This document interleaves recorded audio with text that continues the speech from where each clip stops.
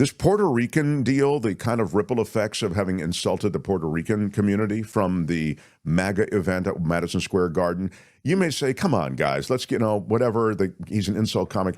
He was vetted by the MAGA people, by the Trump people, and his speech was even reviewed by the MAGA people, by the Trump people. In fact, they excised a word. He was doing a joke of some kind about Hillary Clinton, and he called her the C word, and they eliminated it. But the rest of what Tony Hinchcliffe said was in that prompter. Now, as I've already said on the show, he's wildly popular. That's his brand of humor. You had to know you were getting that when you booked him. It was just maybe the wrong place for him to do his thing. But be that as it may, the idea somehow, because now there's this sort of, now the guy's got 10-foot pole marks all over him, right? I don't know him. I had no idea. I didn't know he was on the bill. Trump is saying I didn't know him. All the MAGA people are saying I didn't know. Even the event planners are saying, we never really were aware of those remarks.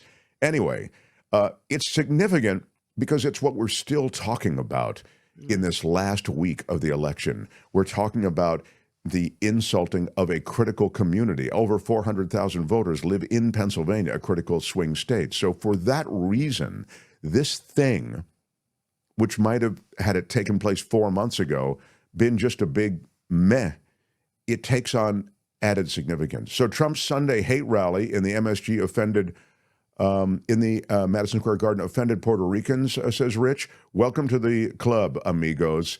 He's been offending Mexicans, Muslim, and Haitians since day one. Yeah, there is some truth to that. I've never seen anything like it. Let's do a little bit of the wrap package on Puerto Ricans in New York. They make up a large chunk of New York City. Go ahead, that community of Puerto Ricans. Here's the response.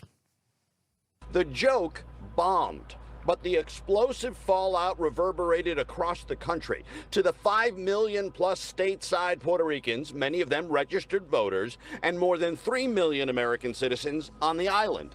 Convicted Trump didn't say the words that were said at his rally, but it doesn't matter because it was his rally. Donald Trump has got to go! Hey, hey! Oh!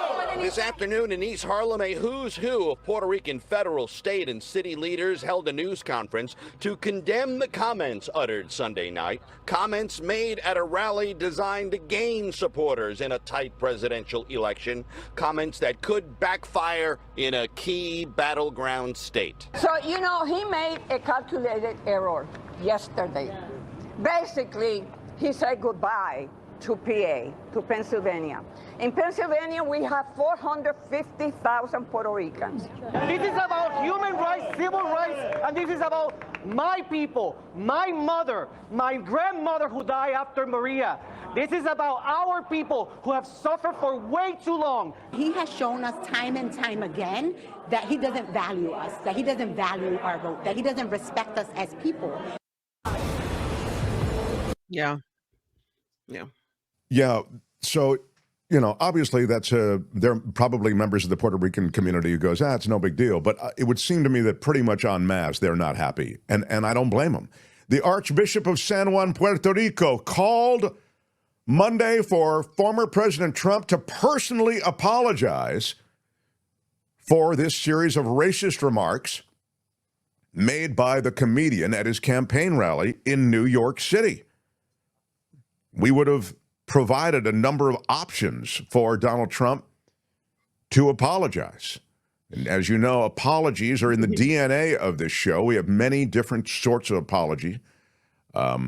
You can go with the non-apology, which is sort of along the lines of, I said a lot of stuff and clearly people took it the wrong way. Like, that's a non-apology. Like, you're not really apologizing for what you're saying. You're saying it didn't land for you who don't understand it. My words upset so many people. That's it. Exactly right. Whoopi has got it. My words upset so many people.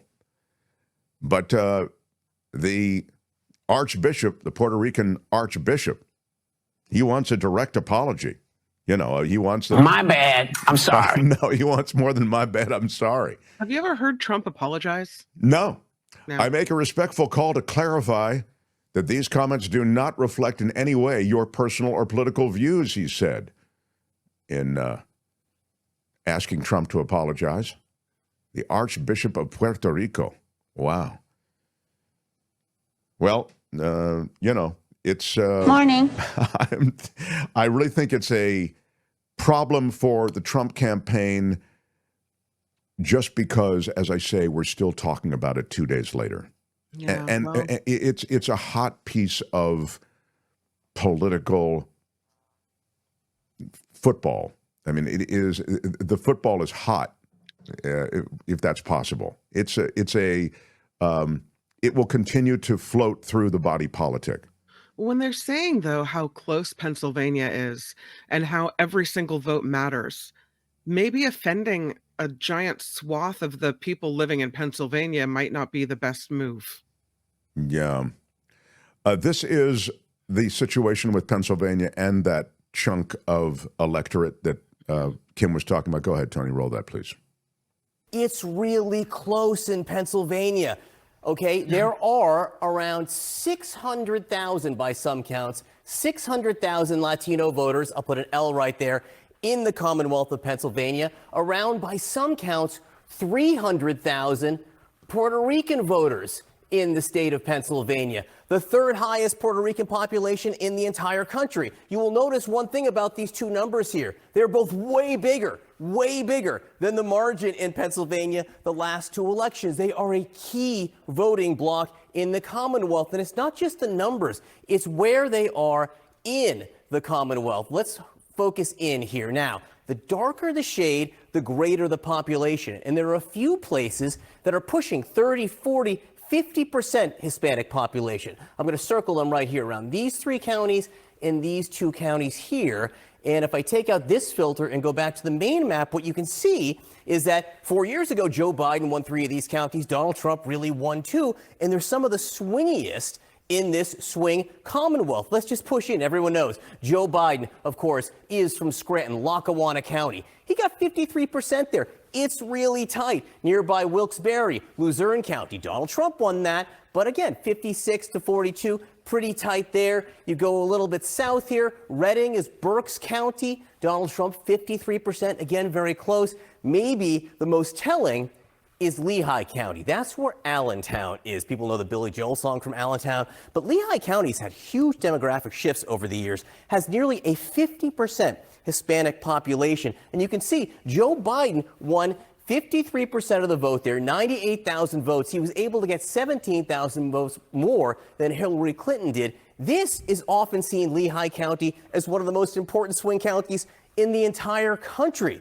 Huge Puerto Rican population, Kate. You can understand why Republicans are nervous about this campaign. Kamala Harris was in Pennsylvania talking to Puerto Rican voters while they were being made, Kate. Exactly. So there you go. That, I think, is a great illustration of why this is important. Again, I go back to point one, which is they're talking about something negative from your rally days after your rally has concluded. And then I go to what was actually said.